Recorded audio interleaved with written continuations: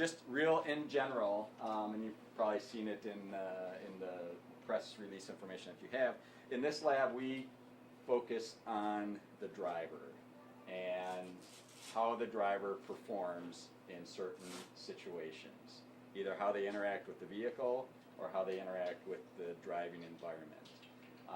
We've done a lot of studies looking at things like driver distraction early on in the early 2000s. We've done a lot of active safety studies looking at lane departure warnings, forward collision warnings, those types of things. We've looked at, for example, the Smart Gauge with EcoGuide, which is the instrument cluster on the Ford Fusion hybrid. When that was first being designed, rather than sitting in a conference room and looking at PowerPoint slides about what the gauges should display and show the driver, actually getting people in here driving a virtual model of a hybrid, having the gauges move as the person drives and interact with those gauges to get their understanding of what those gauges mean.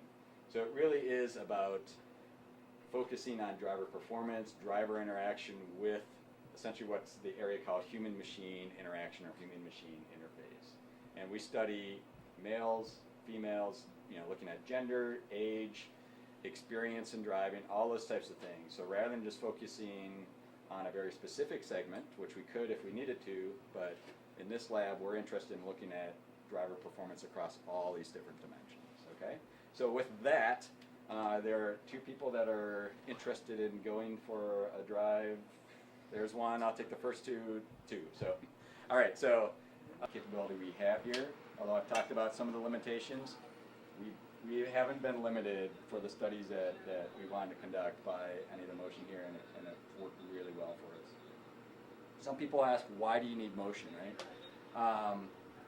Sometimes we do that. I don't know if we're going to do that for this drive, because it can be a little bit disorienting. If you turn off the motion system, the only input about where you are to your world is the visual scene, right? So if you've ever done video games, those types of things, if you look away from that scene, you don't know where you are in the world anymore.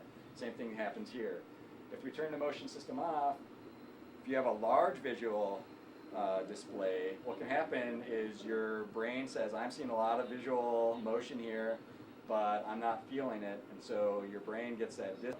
Any of the simulation technology, one of the key things is, what we try to do here is bring other people's work from within Ford and try to run it, essentially try to treat it as plug and play. So a lot of these active safety algorithms Please that are developed, read the numbers now. It's done in a program that's called